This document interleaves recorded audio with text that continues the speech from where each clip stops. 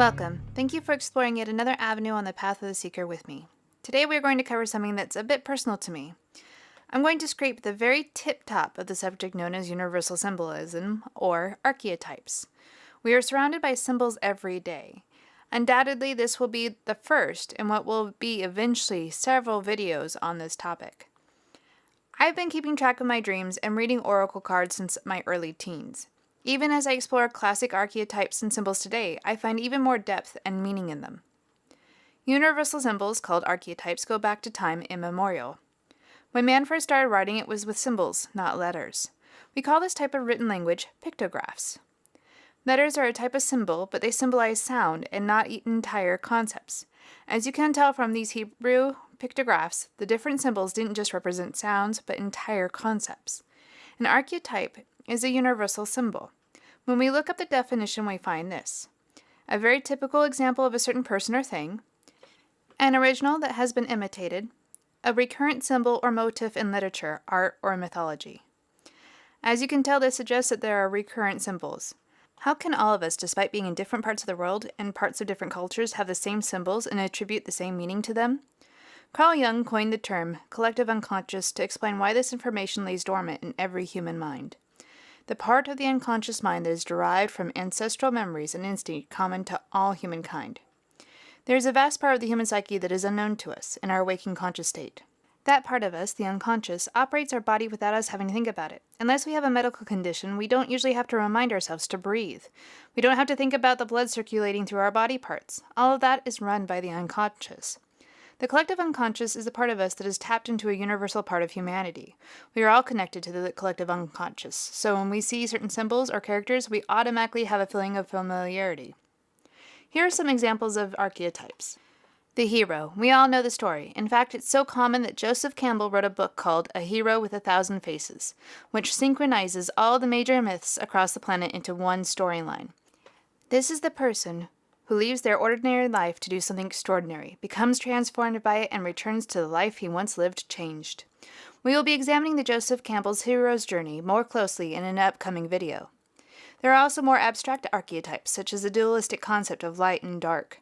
The dark represents ignorance or despair. The light represents hope, renewal, or psychological illumination.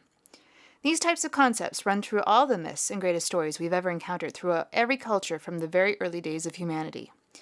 This is important because the deepest ancient teachings are represented by images from which we can draw all sorts of information. The tarot, for example, although often vilified by the idea that they belong to fortune-telling gypsies who are in league with the devil, are archetypical symbols.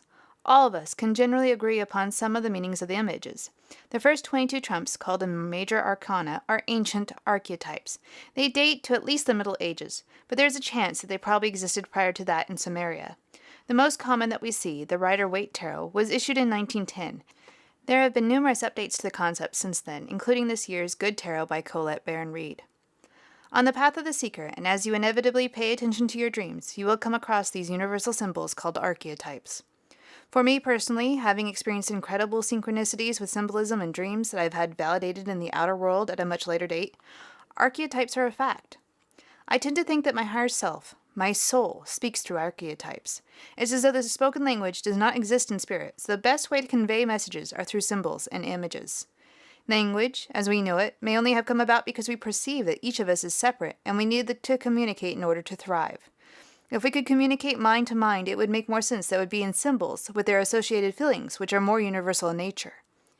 The brilliant psychiatrist Carl Jung said this about symbols: we are so captivated by our subjective conscious that we have forgotten the age-old fact that God speaks chiefly through dreams and visions. Joseph Campbell stated this: myths are public dreams. Dreams are private myths. Both myth and dream are symbolic in the same general way of the dynamic of the psyche. When I see a cup of coffee, I automatically associate the concept of coffee with it. It doesn't matter if I'm walking along a street in Shanghai or San Francisco. If I see the image of a coffee cup on a sign, I know they serve coffee.